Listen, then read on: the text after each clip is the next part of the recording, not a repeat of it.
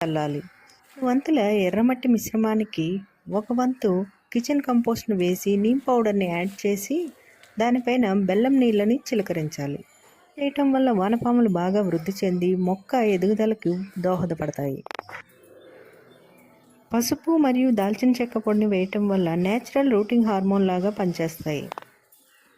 రోజులకు ఒకసారి మొక్క చుట్టూ ఉన్న మట్టిని తవ్వి ఎరువులు ఇస్తూ ఉండాలి. 1 లీటర్ వాటర్లో 1 కప్పు నీమ్ ఆయిల్ వేసి 1 డ్రాప్ హెర్బల్ షాంపూ వేసి మొక్క పైన స్ప్రే చేయాలి.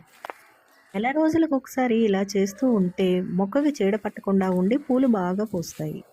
మొక్కకి దగ్గరలో బంతి, తులసి, నిమ్మగడ్డి లాంటి మొక్కలను పెంచుకుంటే దోమలు రాకుండా ఉంటాయి, పెస్ట్ కంట్రోల్ లాగా పనిచేస్తాయి.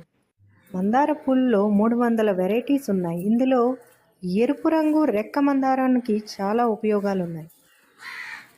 మందార ఆకులను తీసుకొని పేస్ట్ లాగా చేసుకొని మొక్క